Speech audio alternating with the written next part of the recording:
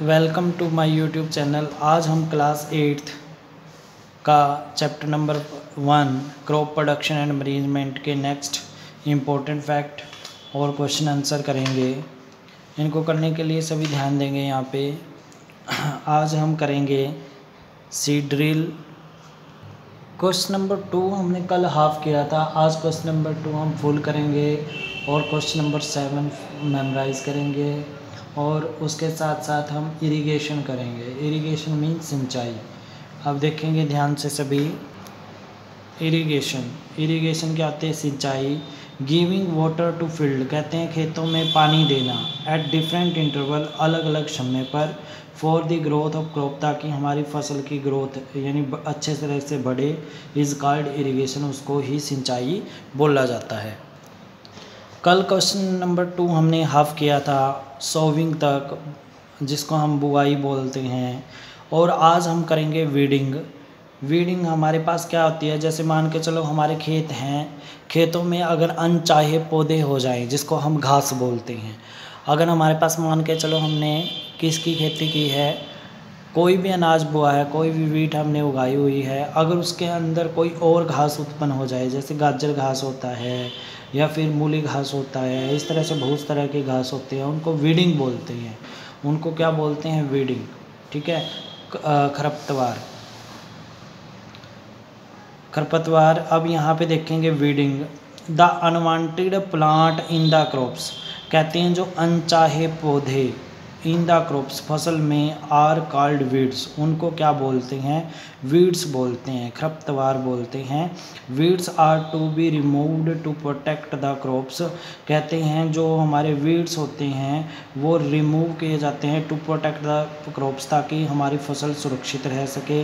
The process of removal of weed is called weeding कहते हैं इस प्रोसेस मतलब रिमूविंग ऑफ वीड्स मतलब जो अनचाहे प्लांट्स हैं उनको हटा देने की क्रिया को क्या बोलते हैं? वीडिंग बोलते हैं।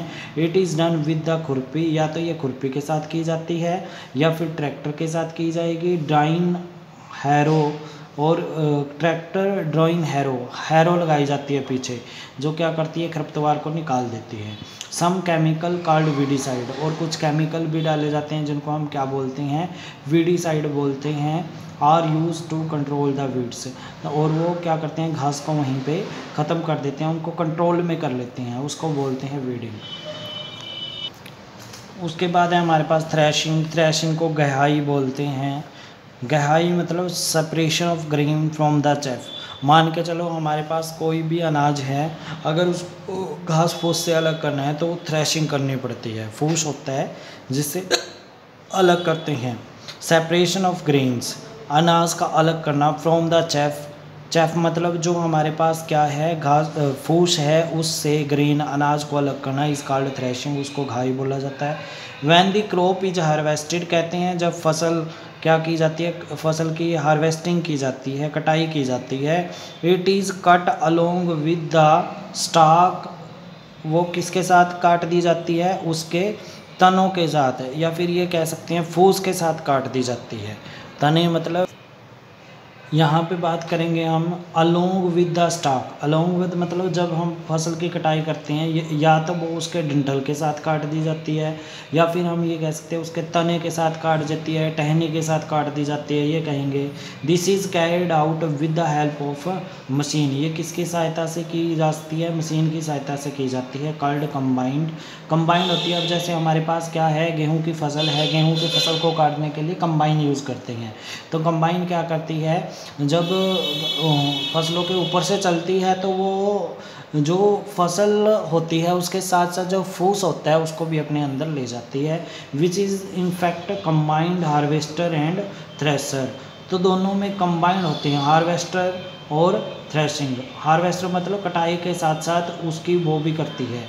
थ्रेशर मतलब गहाई भी करती है। गहाई मतलब अनाज को अलग करती है। चैफ मतलब फूस से, घास फूस से अलग करती है, उसको बोलते हैं थ्रेशिंग।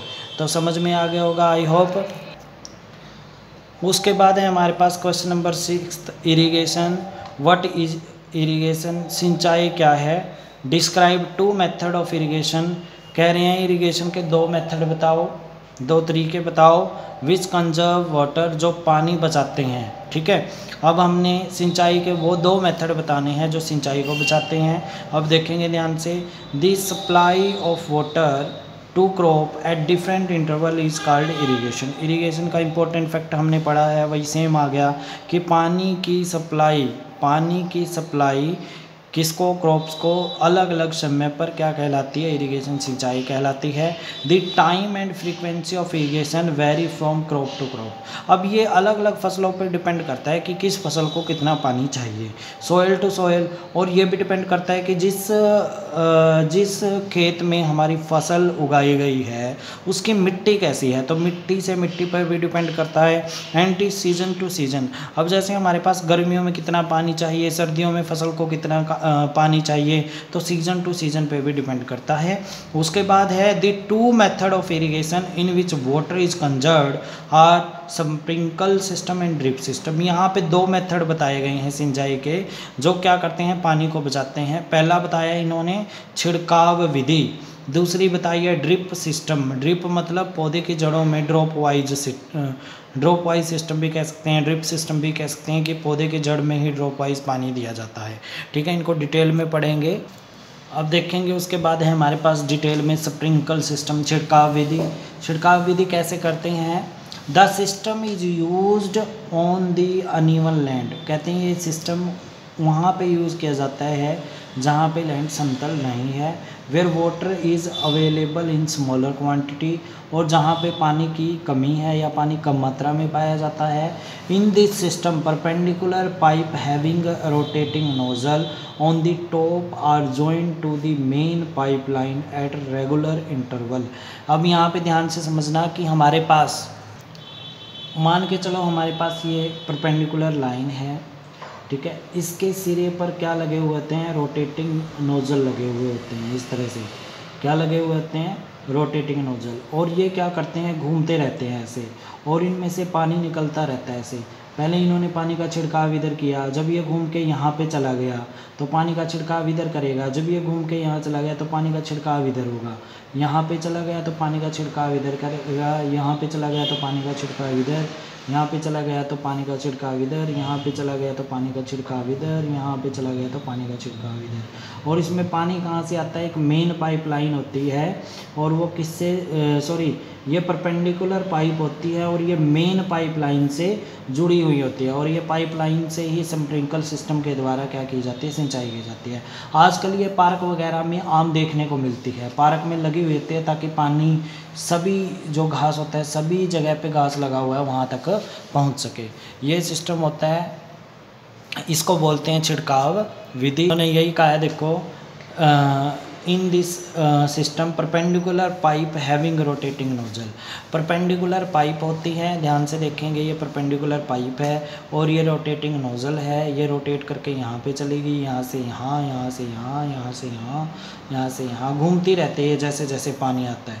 ठीक है, रोटेट करती रहती है, और ये सिरे पे होती है बिल्कुल पाइप पे, परपेंडिकुलर पाइप के। Having rotating nozzle on the top are join to the, और ये जो हमारे पास परपेंडिकुलर लाइन है ये जॉइन होती है मेन पाइपलाइन से। किससे जॉइंट होती है, join to the main pipeline at regular interval. Regular interval जैसे एक यहाँ पे है 1 मीटर की दूरी, या फिर 2 मीटर, 3 मीटर, 4 मीटर की दूरी पर ये है। अगर 4 मीटर की दूरी पर ली है तो अगले भी कितने मीटर की दूरी पर होनी चाहिए, 4 मीटर की दूरी पर होनी चाहिए। मतलब कि जो रेगुलर इंटरवल है वो बनना चाहिए। When the water is allowed to flow, कहते हैं जब इनमें से पानी पास होता है थ्रू द मेन पाइप में से with the help of pump की सहायता से हम पानी मेन पाइप में भेजते हैं। It is escape from the rotating nozzle. अब रोटेटिंग नोजल इस पूरे पानी को बाहर जाने नहीं देती, क्योंकि वो घूमकर उसी साइड में पानी को बिखेरेगी जहाँ पर पानी की ज़रूरत है। ठीक है, it is sprinkle on the crop as if it is raining, it is very useful for sandy soil.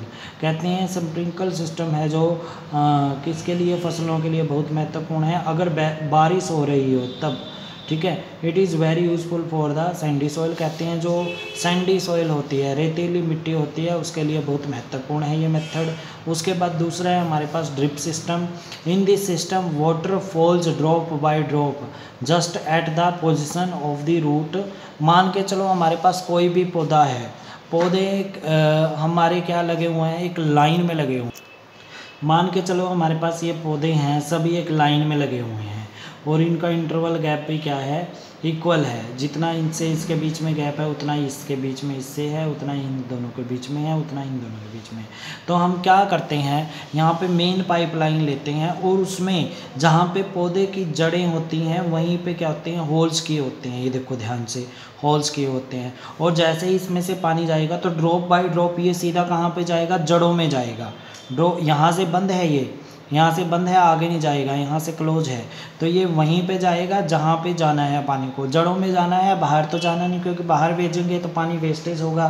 तो सिर्फ डायरेक्टली कहाँ जाएगा, ये जड़ों में जाएगा। अब देखेंगे, in this term the water falls drop by drop. Drop या ड्रॉप बाय ड्रॉप मतलब बूंद बूंद की सहायता से, just at the position of the root, जहाँ पे जड़ों की पोजिशन स्थिति है वहीं पे पानी जाएगा। So it is called drip system, इसलिए इसको क्या बोला जाता है, ड्रिप सिस्टम बोला जाता है। It is the best technique for watering fruit plant, garden and tree. कहते हैं ये बेस्ट टेक्निक होती है किसके लिए, पानी देने की बेस्ट टेक्निक होती है किसके लिए, फलों के लिए, जो फलों के पौधे होते हैं उनके लिए, गार्डन जो हमारे पास बाग बगीचे होते हैं उनके लिए, एंड ट्री जो पौधे होते हैं एक लाइन में उनके लिए बेस्ट होती है। फसलों में यूज़ नहीं की जाती है, ज़्यादातर किस में यूज़ की जाती है, फ्रूट प्लांट में, गार्डन में और ट्री में, इन चीज़ों में यूज़ की जाती है। ये आज का आपका होमवर्क है। Have a nice day.